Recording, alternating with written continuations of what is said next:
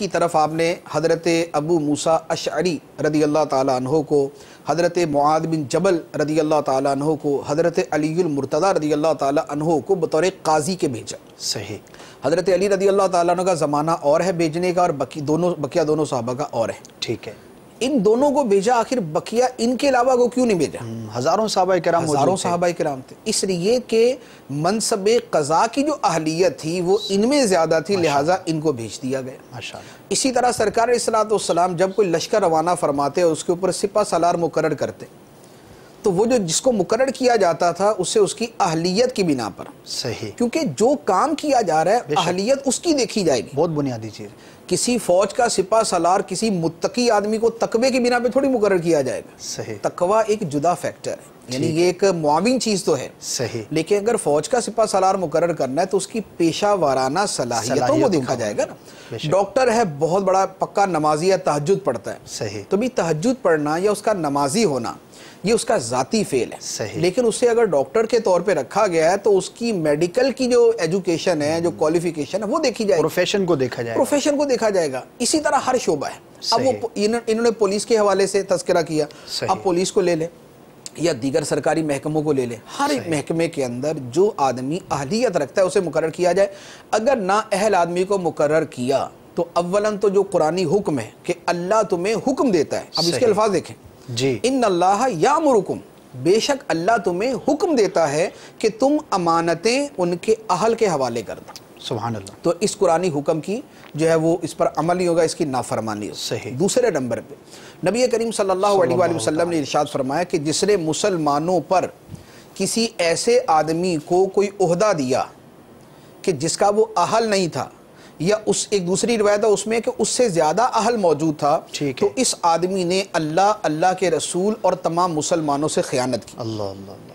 تو نہ اہل کو کوئی عہدہ دینا، نہ اہل کو کوئی منصب دینا، یہ اللہ کے ساتھ خیانت ہے، اللہ کے رسول کے ساتھ خیانت ہے، اور مسلمانوں کے ساتھ خیانت ہے۔ تو یہ تو اس کے حوالے سے۔ دوسری بات جو انہوں نے ارشاد فرمائی وہ تھی کہ جس کو جو کام دیا گیا اب اس کام کو احساس ذمہ داری کے ساتھ پورا بھی کرے، یہ اس کی شرعی ذمہ داری ہے، کیونکہ کوئی بھی آدمی جو کام کر رہا ہوتا ہے وہ مفت نہیں کر رہا ہوتا۔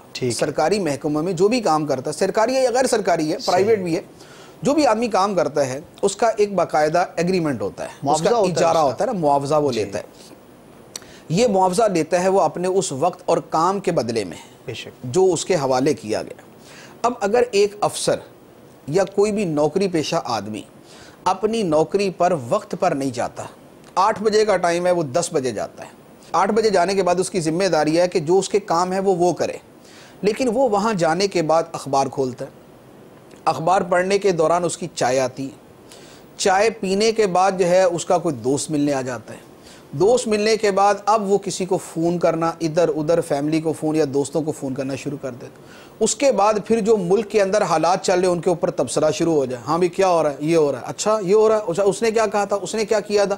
اب یہ ان کی نوکری تو اس کام کی نہیں، بے شک جس آدمی کا نوکری ہے اس کی اس کام کی تو نوکری نہیں ہے کہ ملکی حالات پہ وہ تبصرہ کرے گا یا ملکی سیاست پہ تبصرہ کرے گا یا ملک میں جو ہو رہا ہے وہ اس پہ تبصرہ کرے گا، یہ اس کی نوکری نہیں۔ تو یہ نوکری کے اندر خیانت کر رہا ہے، وہ صحیح اس وقت کو ضائع کر رہا ہے۔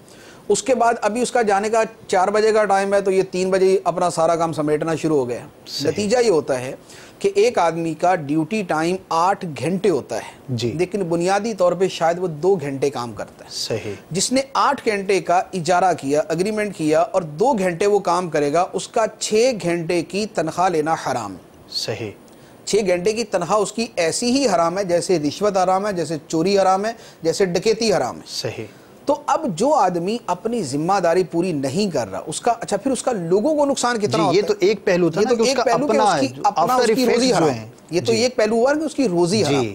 اب جو اس کے معاشرے پر جو اثرات ہوں گے، جو معاشرے پہ اثرات، ایک آدمی کا بچہ بیمار ہے، وہ بیچارہ بھاگا اپنے بچے کو ہاسپٹل لے کے پہنچتا ہے، پتہ چلتا ہے کہ جناب ڈاکٹر صاحب تشریف ہی نہیں لائے، جی لیٹ آ رہے ہیں، اپنی مرضی سے آ رہے ہیں، اچھا مریض کو چھٹی مثال کے طور پہ آج 12 بجے دینی ہے, ڈاکٹر صاحب 11 بجے تشریف لے گئے, اب کل 12 بجیں گے تو اس مریض کے 12 بج چکے ہوں گے. صحیح. تو یہ بیچارہ اپنے سارے اس کے پڑے ہوئے وہاں پر رشتہ دار, اس کے تیماردار, اس کے عیادت والے اور اس کے دوسرے سارے, بلنگ بڑھ رہی ہے اس کی, بہت سارے معاملات ہیں. تو اتنے سارے. اچھا یہ صرف یہ ایک ڈاکٹری تو ایک مثال میں نے دے دی, ورنہ ہر شعبے میں یہی ہوتا ہے. ایک آدمی کو مثال کے طور پہ کوئی اس کا بجلی کا کوئی میٹر ہے, اس کا الیکٹریسٹی کا کوئی پرابلم آ گیا, بل کا مسئلہ ہے کوئی, جی, اب وہ بل کا اس جہاں پر اس نے جانا ہے ان کا بھی 8 سے 4 ٹائم ہے. صحیح. اس آدمی کی اگر کسی جگہ نوکری ہے وہ بھی 8 سے 4 ہے. یہ اپنے 8 سے 4 کے درمیان چھٹی کرے گا کیونکہ اس کو پتا ہے یار 10 بجے سے پہلے تو انہوں نے نہیں آنا, تو یہ نہیں ہے کہ 8 بجے پہنچے گا. یہ 10 بجے پہنچا, 10 بجے پہنچا تو آگے وہ صاحب تھوڑا سا اور آگے ہیں. صحیح. تو اب وہ 11 بجے آئے, 11 بجے اس نے کام کروایا, وہاں سے ٹوٹا پھوٹا, جب یہ اپنے دفتر پہنچے گا تو دفتر والوں کا ایک اصول ہوگا کہ بھئی آپ 10 بجے تک آگے تو ٹھیک ہے ورنہ آپ کی چھٹی. جی. تو اب یہ اپنے گھر بیٹھا ہوا ہے. صحیح. یعنی لوگوں کا اتنا وقت ضائع ہوتا ہے, لوگوں کی اتنی ان کی توانائی ضائع ہوتی ہے, دور دراز وہ بیچارے پہنچتے ہیں اور وہاں پہنچ کے پتہ چلتا ہے کہ جناب صاحب تو اب آ جائے ہی نہیں. جی, جبکہ ٹائم دیا ہوتا ہے, بلایا ہوتا ہے. یعنی ایسے واقعات ہیں ہمارے ہاں تو وہ حال ہے. مجھے ایک مرتبہ میں ساؤتھ افریقہ سے آیا. جی. ساؤتھ افریقہ سے آیا اور وہ 15 گھنٹے کا تقریباً وہ سارا سفر نا دبئی کے راستے, اور مجھے جانا تھا فیصل آباد جانا تھا. میں اتنا ٹوٹا پھوٹا تھکا ہوا کہ مجھے سمجھ نہ آیا کہ میں کیا کروں, لیکن میری فلائٹ بالکل وہ 2 گھنٹے بعد کی فلائٹ تھی. میں گھر پہ آیا, نیند پوری کرنے کی کوشش کی, نہیں ہوئی, ٹینشن کے اندر میں نکل گیا. وہاں پہنچا تو پتہ چلا کہ جناب آپ کی فلائٹ جو ہے وہ 5 گھنٹے لیٹ ہے. 5 گھنٹے. میں کہا 5 گھنٹے کیا کروں, میں جاؤں گا آؤں گا کیا کروں گا, میں بیٹھ گیا. 5 گھنٹے جب پورے ہوئے کہنے کہ نہیں 3 گھنٹے اور لیٹ ہے. صحیح. پھر اس کے بعد 4 گھنٹے اور لیٹ ہے. 15 گھنٹے لیٹ فلائٹ جو ہے نا, میں اس پہ بیٹھ کے گیا. اگر مجھے پہلے سے مجھے فون کر دیا جاتا کہ بھائی آپ جو ہے وہ ابھی نہ آئیں, اتنی فلائٹ لیٹ ہے, تو میں اسی اعتبار سے اپنا سارا جدول بناتا, اپنے کام کرتا.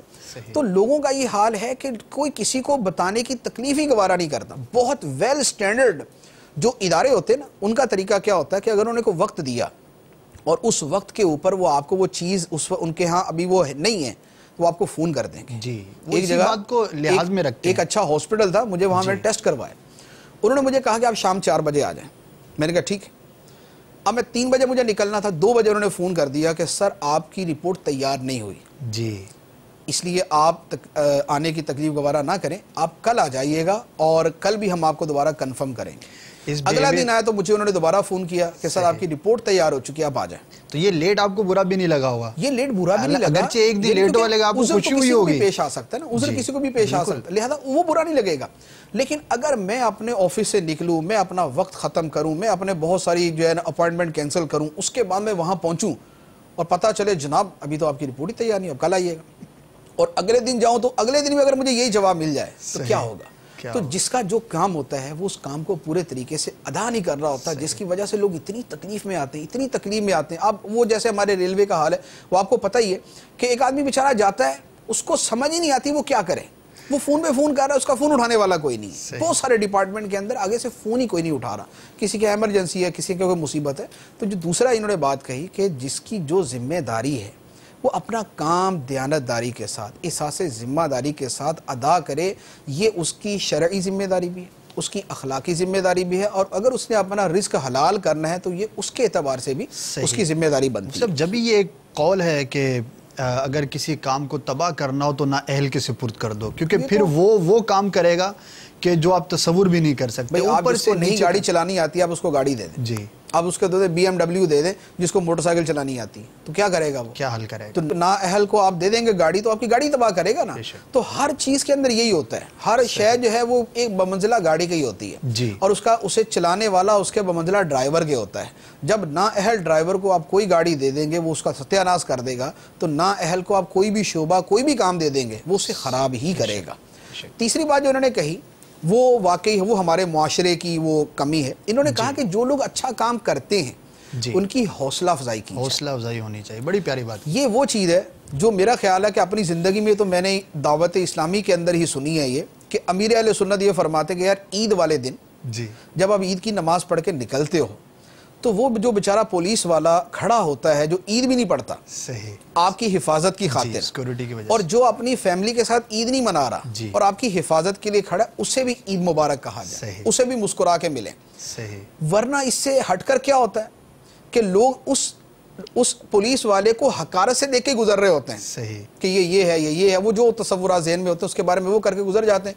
وہ بیچارہ کہہ رہا ہوتا ہے یار میں بھی مسلمان ہوں, صحیح میرا بھی دل کر رہا ہے کہ میں جا کے عید پڑھوں, میرا بھی دل کرتا ہے کہ میں اپنی فیملی کے ساتھ عید. وہ ہوتا کسی گاؤں کا, کسی دوسرے شہر کا, ڈیوٹی کسی دوسرے شہر کے اندر دے رہا ہوتا ہے, وہ اپنی فیملی سے دور ہے, وہ اپنی خوشیوں سے دور ہے, وہ اپنی جو ہے نا وہ اس اپنی فری شپ سے دور ہے اس وقت, لیکن وہ حفاظت کر رہا ہے. اس کو انکریج نہیں کیا جاتا کہ اس کی حوصلہ افزائی کی جائے, اسے اس کا شکریہ ادا کیا جائے کہ یار ٹھیک ہے آپ کی جاب تو ہے یہ, لیکن تب بھی آپ کا شکریہ. صحیح. تو جو اچھا کام اب ہمارے ہاں کیا ہے کہ برائیوں کو نمایاں کرنے کے اندر بہت بڑا کردار ادا کرتے ہیں. سب سے پہلے کسی اعتبار سے بہتر بھی ہے کہ ہمارے لوگوں کی حالت یہ ہو گئی ہے کہ انہوں نے بھی نہ سدھرنے کی قسم کھائی ہوئی ہے کہ ہمیں پولیس ہے تو رشوت دے دیں گے, فلاں ہے تو یہ کر لیں گے, فلاں ہے تو یہ کر لیں گے. جب تک علل اعلان لوگوں کے سامنے بدنام نہ کر دیا جائے نا تب تک کوئی باز آنے کو تیار نہیں ہوتا, بلکہ بات تو اس کے بعد دوبارہ شروع کر دیتے ہیں کہ ایک مرتبہ آگے تو دوبارہ تھوڑی آئیں گے.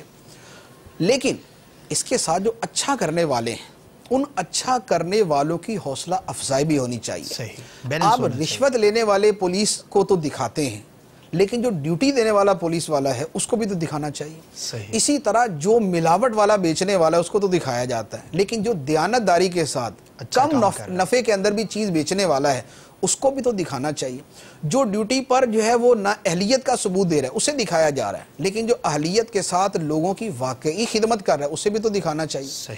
جو ڈاکٹر اپنے وقت پہ نہیں آیا اسے تو دکھا دیا, لیکن جو اپنے ٹائم سے بھی زیادہ وقت دے رہا ہے اس نے اور زیادہ اچھے انداز کے اندر کام کر رہا ہے اسے بھی تو دکھانا چاہیے.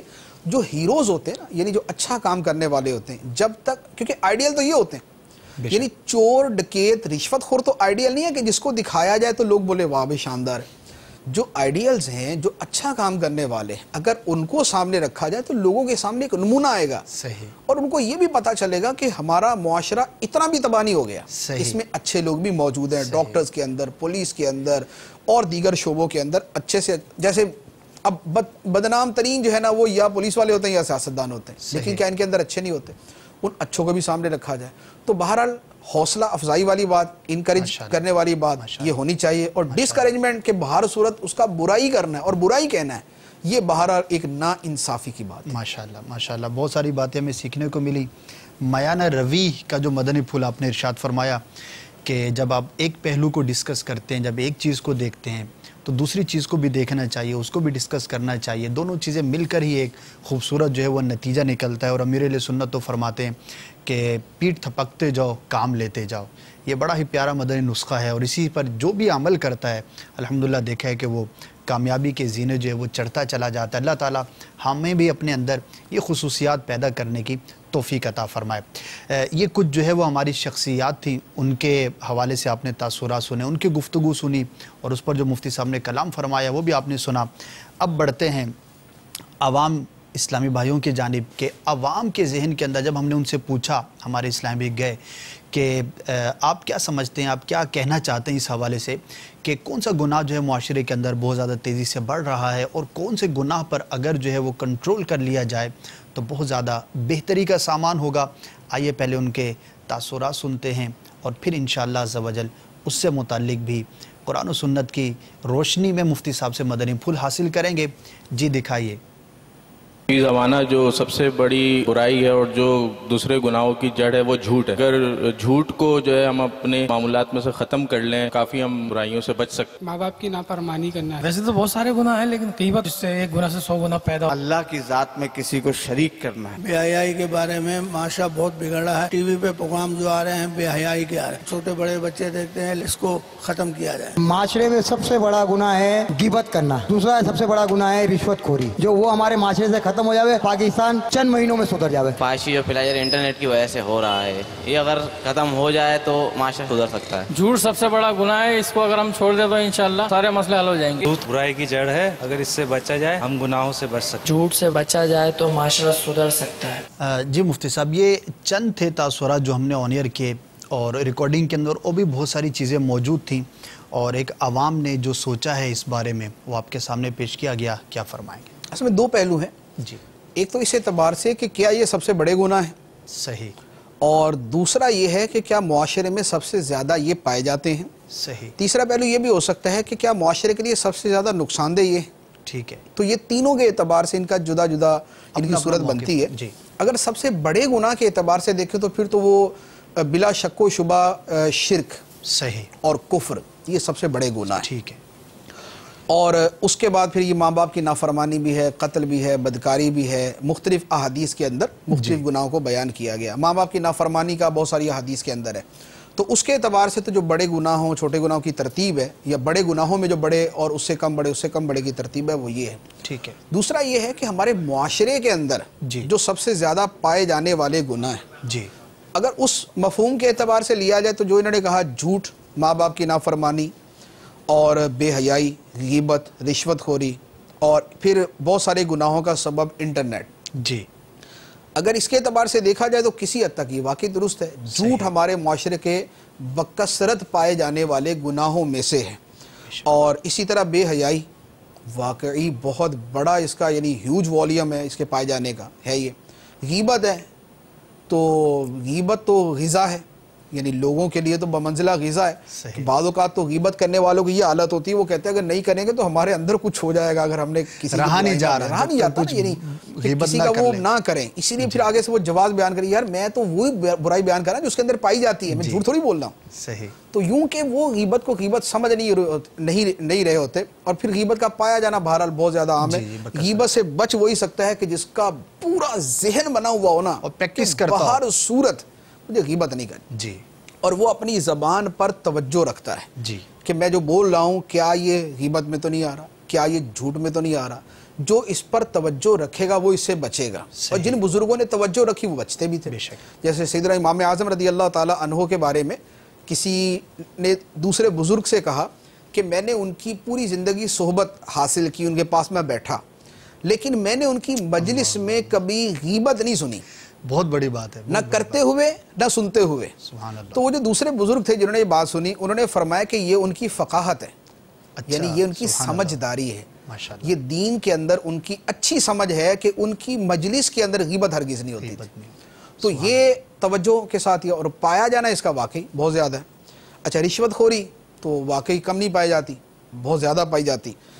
اب تیسرے پہلو کے اعتبار سے اگر دیکھیں کہ ہمارے معاشرے کو نقصان پہنچانے کے اعتبار سے، کہ اس میں مجموعی طور پہ سب کا نقصان ہوتا ہے، یا اس میں جس کے ساتھ اس کا تعلق ہوتا ہے اسے نقصان ہوتا ہے انفرادی طور پر، تو اس میں بھی کوئی شک نہیں ہے کہ یہ گناہ واقعی ان میں سے آتے ہیں۔ جھوٹ ہے، جھوٹ کے ذریعے عمومی طور پہ دوسرے کا نقصان ہی ہوتا ہے۔ کوئی جھوٹ وہ ہو سکتا ہے جس سے نقصان نہ ہو کسی کا، لیکن زیادہ تر یہی ہوتا ہے اپنے آپ کو بچا رہا ہوتا ہے آدمی، سامنے والے کو پھنسا رہا ہوتا ہے، دوسرے والے کو پریشان کر رہا ہوتا ہے۔ یعنی کسی کو پیسے دینے یا اس کو بول دیا یار ہے ہی نہیں، وہ بیچارہ لٹک گیا، وہ پیسے لینے آیا، اس کو بول دیا ہاں کل آ جانا، کل دینے کا ارادہ ہی نہیں، وعدہ کرتے ہیں اور ذہن میں ہوتا ہے کہ اس کو پورا نہیں کرنا، تو یہ جھوٹا وعدہ کرنا ہو جاتا ہے۔ تو یہ ایک نقصان دہ چیز تو یقینی طور پہ ہے۔ اس کے ساتھ جو ہے بے حیائی، تو بے حیائی جو ہے اس کا نقصان ایک تو یوں بھی ہوتا ہے کہ لوگوں کی اخلاقیات تباہ ہو جاتی ہیں، لوگوں کے اندر عزت، حیا، یہ چیز ختم ہو جاتی ہے، اس سے متعلقہ گناہ بڑھ جاتے ہیں، پھر اس کے ساتھ اس سے متعلقہ گناہ بڑھ جاتے ہیں، پھر ان گناہوں کو پورا کرنے کے لیے بہت سارے گناہ کرنے پڑتے ہیں، پھر اللہ تعالیٰ کی طرف سے جو اس کا وبال ہوتا ہے وہ بھی نازل ہوتا ہے۔ اور اس پر بھی احادیث ہیں کہ بے حیائی جہاں پر عام ہو جائے تو اللہ تعالیٰ ان سے بارش روک لیتا ہے، اور مختلف امراض کا بھی ہے۔ اسی طرح غیبت سے معاشرے کو نقصان پہنچتا ہے، تو شاید اس میں کوئی شک نہیں ہے کہ غیبت سے جتنا نقصان پہنچتا ہے اس کا آدمی اندازہ نہیں کر سکتا۔ کہ جب کسی کی برائی بیان کرتا ہے تو اول تو گناہ میں پڑا، دوسرا یہ ہوا کہ جب اس کو پتہ چلے گا وہ اس کے گناہ، وہ اس کی غیبت کرنے کے اندر پڑ جائے گا، تیسرا اس سے آپس کے اندر لڑائی پیدا ہوگی۔ یہ آپس کی لڑائی، فساد، جھگڑا، دوریاں، نفرتیں، عداوتیں، ان سب کے پیدا ہونے کا ذریعہ غیبت بنتی ہے۔ تو مجموعی طور پہ یہ گناہ بہرحال ایسے ہیں جو ہمارے معاشرے کو بہت زیادہ نقصان پہنچا رہے ہیں۔ اللہ تعالیٰ ہم سب کو محفوظ رکھے۔ یہاں پر میں ناظرین کو یہ ضرور عرض کرتا چلوں کہ بالخصوص غیبت کے حوالے سے الحمدللہ آپ نے دیکھا ہوگا جو بھی مدنی چینل کو دیکھتے رہتے ہیں کہ بالخصوص غیبت کے حوالے سے جتنی اویئرنیس دی گئی، امیر علیہ سنت دامت برکاتہم العالیہ کی کتاب ہے غیبت کی تباہ کاریاں، اس کا پرچار کیا جاتا ہے، بار بار ہمارے تو نعروں کے اندر بھی جو ہے وہ غیبت کے خلاف اعلان جنگ جو ہے وہ شامل رہتا ہے۔ تو اللہ تبارک و تعالی ہم سب کو ان گناہوں سے اور تمام ہی گناہوں سے بچنے کی توفیق عطا فرمائے۔ مفتی صاحب کچھ میسیج کے ذریعے بھی سوالات ہیں، کچھ کالز بھی ہیں، انہیں شامل سلسلہ کر لیتے ہیں، پھر انشاءاللہ مزید جو سوالات ہیں اس کو لیں گے۔ ایک کال جو ہے وہ سنا دیجئے، پھر بڑے ہی پیارے 2-3 سوالات ہیں جو میسیجز کے ذریعے آئے ہیں انہیں شامل سلسلہ کریں گے۔ جی سنائیے ہمارے ناظرین کیا پوچھنا چاہ رہے ہیں۔ السلام علیکم۔ وعلیکم السلام ورحمۃ اللہ وبرکاتہ۔ میں نے اپنے والد صاحب کے ساتھ پہلے کام کرتا تھا جو غیر شرعی تھا، اس کے بعد میں نے اسے چھوڑ دیا، تو میرے والد صاحب مجھ سے اب ناراض ہو گئے ہیں، تو اس میں کیا میں گنہگار ہوں یا اس میں مجھے ثواب ملے گا؟ جی مفتی صاحب، اس میں یہ ہے گناہ کے کام کے اندر تو کسی کی بات نہیں مانی جا سکتی۔ ٹھیک ہے، یہ تو حدیث مبارک ہے، انما الطاعۃ فی المعروف، کہ اطاعت کرنا جو ہے اللہ کے علاوہ کسی کی بات ماننا یہ کسی اچھے کام میں ہی ہو سکتا ہے، برائی کے کام میں نہیں۔ اور ایک اور معروف روایت ہے کہ لا طاعت لمخلوق فی معصیت الخالق، صحیح، کہ اللہ تعالیٰ کی نافرمانی کے اندر کسی مخلوق کی اطاعت نہیں کی جا سکتی۔ لہذا مخلوق میں کوئی بھی شخص، خواہ وہ ماں باپ ہیں یا کوئی اور رشتہ دار ہے، اگر وہ گناہ کا کام کہے تو وہاں پر اس کی اطاعت ہرگز نہیں کی جا سکتی۔ لہذا اس معاملے کے اندر تو والد کی اطاعت یہ نہ کریں۔ صحیح، باقی جہاں تک یہ ہے کہ وہ ناراض ہیں تو بہرحال ان کی ناراضگی دور کرنے کی کوشش کرتے رہنا چاہیے، وہ بہرحال ان کے لیے ضروری ہے۔ گناہ میں اطاعت نہیں کریں گے لیکن اس ناراضی کو دور کرنے کی بہر صورت یہ کوشش کرتے رہے۔ اپنی طرف سے جو بھی اچھے سے اچھا انداز ہوتا ہے، ہر آدمی اپنی فیملی کے اعتبار سے، اپنی ذات، سامنے والے کی ذات کے اعتبار سے فیصلہ کر سکتا ہے۔ تحفہ تحائف دینا، معذرت کرنا، معافی مانگنا، دینی وہ جو بات ہے اسے پورے انداز کے اندر سمجھا دینا، جو بھی طریقہ اختیار کیا جائے، طریقہ کار اچھا ہونا چاہیے، اچھا انداز ہونا چاہیے۔ یہ بھی دیکھا گیا ہے کہ بعضوں کا ٹھیک ہے والد صاحب ہیں یا بھائی ہیں یا کوئی بھی شخص ہے، اب اس نے ایک غلطی کی، اب اس غلطی سے آپ اس کو تو روکنے جا رہے ہیں اور اپنے آپ کو بچانے جا رہے ہیں، لیکن آپ کا انداز ایسا ہوتا ہے کہ آپ دوسری غلطی کر رہے ہوتے ہیں۔ اور بالخصوص ماں باپ کے حوالے سے کہ ماں باپ اگر غلطی کر رہے ہیں، جیسے کہ ان کا سوال تھا، تو اس کے اندر جو ہے نا ہمارا انداز بہت مثبت اور اچھا ہونا چاہیے۔ قرآن پاک کے اندر ایک آیت مبارکہ بالتصریح اسی حوالے سے سورہ لقمان کے اندر اس میں فرمایا گیا، وہ اس کا جو سیاق و سباق ہے چونکہ وہ ہے شرک کے اعتبار سے، ٹھیک ہے، تو وہاں یہ فرمایا گیا کہ اگر تیرے ماں باپ یہ کوشش کریں کہ تو شرک کرے تو ہرگز ان کی اطاعت نہ کر۔ صحیح۔ اب اس کے ساتھ ہی مزید یہ بیان فرما دیا وَصَاحِبْهُمَا فِي الدُّنْيَا مَعْرُوف، البتہ دنیاوی معاملات کے اندر ان کے ساتھ اچھے انداز سے برتاؤ کرو۔ یعنی ماں باپ شرک کرنے کا بول رہے ہیں، سب سے بڑا گناہ کہ آدمی کافر ہی ہو جائے گا، مشرک ہو جائے گا، لیکن اس کے ساتھ بھی یہ فرمایا کہ البتہ دنیاوی معاملے کے اندر معروفاً ان کے ساتھ اچھے انداز کے اندر ہی برتاؤ کیا جائے۔ تو جب اتنے بڑے گناہ کے اندر بھی یہی ہے کہ گناہ میں اطاعت نہیں کی جائے گی لیکن دنیاوی معاملات میں اچھا برتاؤ کیا جائے گا، تو جو کوئی ناجائز کاروبار یا ناجائز نوکری یا کوئی کام ہے اس کے اندر بھی یہی ہوگا کہ اس کام کے اندر اطاعت نہیں کی جائے گی لیکن ویسے دنیاوی معاملات کے اندر اچھا برتاؤ کیا جائے گا۔ جزاک اللہ۔ مفتی صاحب ایک میسیج کا سوال جو ہے وہ میں یہاں بیان کرنا چاہوں گا، بڑا ہی پیارا سوال ہے۔ وہ یہ پوچھ رہے ہیں کہ یہ ارشاد فرمائیے کہ گناہوں سے انسان کی زبان اور اس کی ذات پر کیا کوئی اثر بھی ظاہر ہوتا ہے؟ یہ کئی اعتبار سے ہے گناہوں کا انسان پر اثر۔ جی دیکھیں، ایک تو یہ ہے کہ اللہ تعالیٰ کی طرف سے باقاعدہ اس پر کوئی عذاب ہی مسلط کر دیا جائے، یہ بھی ہوتا ہے۔ جیسے مثال کے طور پہ حضرت شعیب علیہ السلام کی قوم، ان کا ناپ تول جو ہے یہ درست نہیں تھا، یعنی کاروبار کے اندر وہ ڈنڈی مارتے تھے اور بڑا عام تھا یہ، اور یہ بڑا ان کے اندر عام تھا۔ اسی لیے حضرت شعیب علیہ السلام کی جو تعلیمات جو آپ نے اپنی قوم سے واعظ فرمایا، جو انہیں تلقین کی ہے، اس میں دو چیزوں کا تذکرہ ہے، ایک توحید کا کہ شرک نہ کرو، اللہ کو ایک مانو، بنیادی بات، اور دوسرا ہے کہ ناپ تول میں کمی نہ کرو۔ تو اس کا مطلب یہ ہوا کہ یہ دو مرکزی ترین ان کی وہ چیزیں اس معاشرے میں اس وقت جو اس معاشرے کے اندر یہ چیزیں تھیں، انہوں نے اطاعت نہیں کی، انہوں نے اپنا ناپ تول کم کرنا جو ہے یہ ختم نہیں کیا، نتیجہ یہ ہوا کہ ان کے اوپر اللہ کا عذاب آ گئے۔ تو اللہ تعالیٰ کا عذاب یوں بھی آتا ہے۔ اب ہماری اس امت کے اوپر اس انداز کے اندر تو عذاب نہیں آتا کہ امت ہی ہلاک کر دی جائے، اس انداز میں نہیں، لیکن جو گناہ کی مجموعی نحوست ہے وہ پیدا ہو جاتی ہے، وہ ہر گناہ کے اعتبار سے مختلف ہے۔ جیسے بدکاری عام ہوئی تو اس کی وجہ سے ایڈز کا مرض پیدا ہو گیا، ناقابل علاج، یعنی ابھی تک اس کا علاج کوئی دریافت نہیں ہوا۔ دوسری طرف یہ کم ناپنا تولنا ہے، آدمی کی ساکھ ختم ہو جاتی ہے۔ جس ملک میں کم ناپ تول یا ناپ تول میں ڈنڈی مارنا یا معیاری چیز نہ دینا پایا جاتا ہے، اس کا نتیجہ یہ ہوتا ہے کہ لوگ اس سے خریدنا چھوڑ دیتے ہیں، کاروبار کو نقصان ہو جاتا ہے۔ دوسرا وہ ہوتا ہے کہ کسی گناہ کا بطور خاص کوئی اثر ہو، اس کے بارے میں روایات تو ہیں کہ گناہوں کے اثرات ہوتے ہیں، بدکاری کے بارے میں اس کے اثرات ہیں، شرابی کے بارے میں کہ اس کے اثرات ہیں، اور بہت ساری چیزوں کا ہم واضح طور پہ دیکھتے بھی ہیں کہ مثال کے طور پہ شراب ہے، شراب گردے تباہ کر دیتی ہے، شراب جو ہے نا وہ عقل کو جو ہے نا وہ ختم کر دیتی ہے، اور جو اس کے یعنی میں نے امراض کے بارے میں دیکھا ہے، مجھے نا تھوڑا سا شوق ہے اس کا نا یہ طب اور علاج کی چیزیں پڑھنے کا۔ ٹھیک ہے۔ اچھا پاکستان میں تو تھوڑا سا اور انداز میں لکھا جاتا ہے، بیرون ملک کا جب پڑھے نا کہ بیرون ملک کی کوئی انگلش اخبار پڑھ رہے ہیں تو اس میں لکھا ہوتا ہے احتیاطیں۔ صحیح۔ اب جو احتیاطیں لکھی ہوتی ہیں نا، میں نے اکثر یہ دیکھا ہے کہ ہر تیسرے مرض کے ساتھ لکھا ہوتا ہے کہ آپ شراب نہ پئیں، اب شراب نہ پئیں، گردے کا مسئلہ شراب نہ، دل کا مسئلہ شراب نہ پئیں، آپ کا دماغی کو مسئلہ شراب نہ پئیں۔ اس کا مطلب یہ ہوا کہ دنیاوی اعتبار سے غور کر رہے ہیں، دنیاوی اعتبار سے غور کر رہے ہیں، اور وہ بھی سمجھتے ہیں کہ شراب جو ہے نا سر سے لے کر پاؤں تک وہ الخبائث ہے، وہ ہزاروں برائیوں کی جڑ ہے۔ اور اس پر ایک اور لمبا کلام ہے کہ پتہ نہیں کتنے ارب صفحات خود انگریزوں نے شراب کے نقصانات پہ لکھے، اربوں کی تعداد میں کہہ رہا ہوں، اربوں کی تعداد، یہ پوری ایک مہم چلی تھی 15 سال کے تقریباً عرصے میں، اور اربوں صفحات اخبار، کتابیں، ناول، ڈائریاں، یہ وہ سب شراب کے نقصانات پہ لکھی گئی۔ تو یوں جو ہے وہ اس گناہ کا اثر جو ہے، یہ شراب کے گناہ کا اثر یہ ہے۔ بدکاری کا اثر جو ہے وہ لوگ دیکھ ہی رہے ہیں کہ جو کر رہے تھے اب وہ رو رہے ہیں۔ صحیح۔ اور گناہ ہے ان کے اثرات ہو گئے، تو بدن کے اوپر بھی اس کے اثرات ہوتے ہیں۔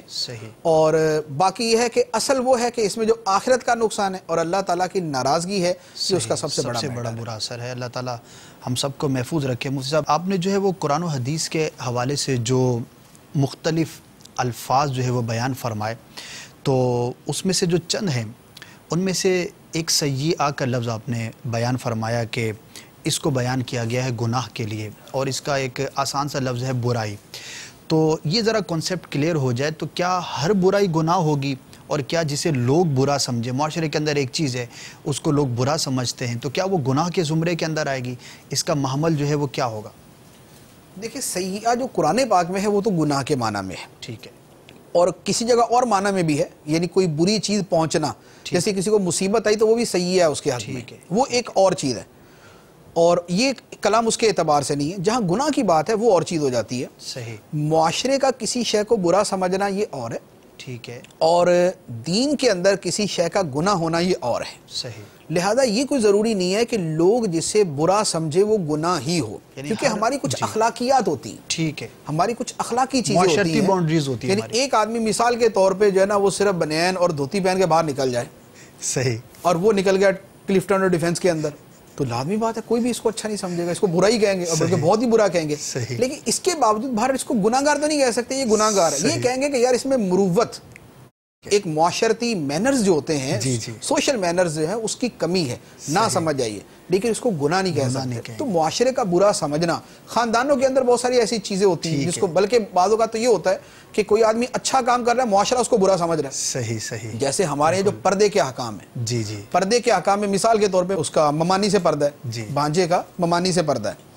اب یہ ممانی سے پردہ ہے، چچی سے پردہ ہے، یا اسی طرح خاندان کے اور اس طرح کے جو رشتہ دار ہوتے ہیں، پھپھا ہے، اس سے پردہ ہے۔ اب بہت ساری جگہوں پر یہ پردہ کیا جائے تو برا سمجھتے ہیں کہ یار آپ جو ہے نا اب ان سے پردہ کر رہے ہو، یہ تو اپنے، تو معاشرہ اس کو برا سمجھ رہا ہے، لیکن شریعت کہتی ہے صحیح کر رہا ہے، یہ اس کو حکم ہے اس کا کہ پردہ کرے۔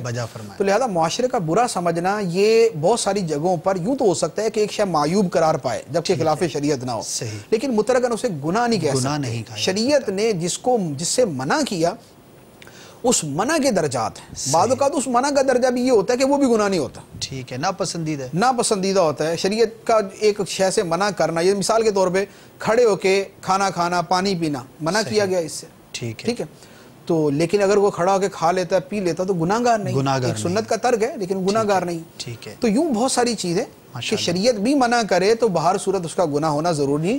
جس کو شریعت یہ کہہ کر منع کرے کہ یہ گناہ ہے یا اس کے اصولوں کی روشنی میں وہ گناہ بنتا ہو, اسے برائی کہا جائے تو وہ گناہ کے زمرے میں آ جائے گا, ورنہ مترکن نہیں آئے گا, ورنہ گناہ نہیں آئے گا. ماشاءاللہ. اور یہ پورا ایک علم ہے, ظاہر ہے سیکھنے سے آئے گا. اور ایک بات یہ بھی پتہ چلی کہ ہم ہر چیز کو اپنے عقل پر یا اپنے معاشرتی چیزوں پر جو ہے وہ نہیں پرکھ سکتے. اصل جو ہے وہ مدار شریعت مطہرہ ہے, اور ظاہر ہے کہ شریعت کے اندر ہر چیز کو جو ہے وہ بیان کیا گیا ہے. اللہ تعالی ہم سب کو صحیح حقیقی طور پر علم دین حاصل کرنے کی توفیق عطا فرمائے. سوالات کافی باقی ہیں, اسی طرح جو اور الفاظ مفتی صاحب نے بیان کیے اس کی بھی وضاحتیں لینا باقی ہیں. اسی طرح گناہوں کے درجات, صغیرہ کبیرہ کا تصور, گناہوں کی معافی, اور بہت سارے اس سے متعلق جو ہے وہ سوالات ہیں. لیکن ظاہر ہے کہ ہمارا وقت جو ہے وہ اختتام کو پہنچا. انشاءاللہ عز و جل آپ کے رہ جانے والی کالز کو اور ایس ایم ایس کے ذریعے جو اپنے سوالات بھیجے, بڑے پیارے سوالات ہیں, انشاءاللہ عز و جل ان کو بھی ہم شامل سلسلہ کریں گے. اگلے اتوار کو پھر آپ کی بارگاہ میں حاضر ہوں گے. مدنی چینل دیکھتے رہیے. ہم آپ سے اجازت چاہیں گے لیکن مدنی چینل آپ کے ساتھ ہے, دیکھتے رہیے, علم دین حاصل کیجئے. اللہ تبارک و تعالیٰ آپ کو ہم سب کو دین و دنیا کی بھلائیاں عطا فرمائے اور ہر طرح کے چھوٹے بڑے گناہوں سے بچنے کی توفیق عطا فرمائے. آمین بجاہ النبی الامین صلی اللہ تعالی علیہ وسلم. کھلی اسلام کی آنکھیں, ہوا سارا جہاں روشن. کھلی اسلام کی آنکھیں, ہوا سارا جہاں روشن. عرب کے چاند صدقے کیا ہی کہنا تیری طلعت کا. عرب کے چاند صدقے کیا ہی کہنا تیری طلعت کا.